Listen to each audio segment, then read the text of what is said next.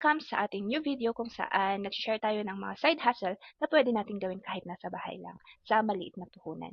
Alam nyo ba na pwede tayong magbenta ng digital products or print-on-demand products dito sa Etsy? So, nag-try akong magbenta ng mga mugs dito sa Etsy and maganda siyang side hustle. So, papakita ko sa inyo mga examples ng mga Etsy sellers na nagbebenta ng print-on-demand. So, sa store na to, nagbebenta siya ng mga t-shirt, ornaments, mugs, sweatshirts, ganyan. So, meron lang silang, so hindi sila kailangang bumili ng mga printers, ng mga t-shirts, ng mugs, kasi pwede silang makipag-partner sa mga ganitong supplier like Printify.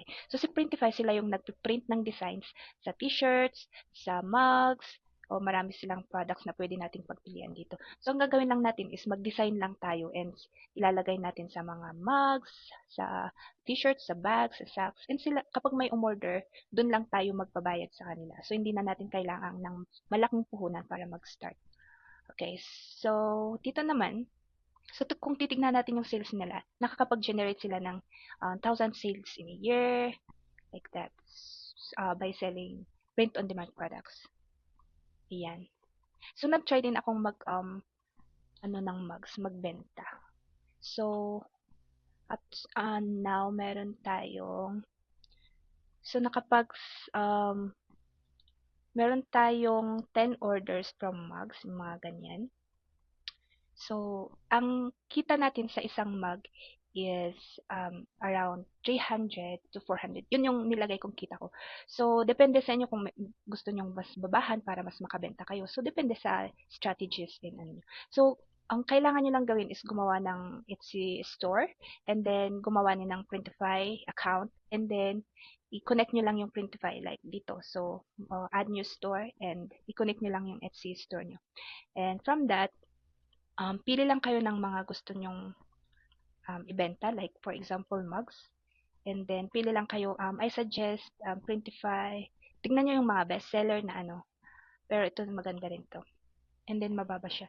And then, I suggest using Printify choice. Okay, so ito, and then ilalagay nyo yung mga designs. So, for example, gumawa tayo ng mga designs for birthdays, ganyan. So, kailangan nyo ring alamin gumamit ng Canva or mga Photoshop to make your designs. And then, upload lang natin dito yung mga designs natin. So, medyo nag-loading tayo. Okay. So, lagay lang natin yung mga products natin, yung mga designs natin. So, madali lang naman aralin siya. So, may maraming din sa tutorials sa YouTube. For example, if you gusto nyong magbenta ng mugs, how to sell mugs on Etsy, yung ganun lang. And then, meron na silang tutorial. And then, save. And then, ilagyan lang natin ng mga titles. Ayan. So, may mga mockups din sila. Pero, pwede din kayong gumawa ng sarili niyong mockups. So, ito yung lalagay natin ganyan. Save. And then, lagyan lang natin ng title dito for anniversary mug. So, first anniversary mug. Okay. So, I suggest mag-start muna kayo sa mga specific niches. Like, for example, gusto ninyong i-target yung mga anniversary gifts, birthday gifts, ganyan, para mas makapag-generate kayo ng sales agad. Kasi kapag common lang or generic na niche, parang ang hirap makipag-compete. Okay, so, i-ano nyo lang to, tags, and then click publish, and yun na. So, kapag i-publish nyo na, pupunta siya dito sa nandito na siya sa Etsy. So, tingnan natin yung ginawa natin. Okay, so, ginawa ko siya ng simple na mock-up. So, yan. And then, may mga notes.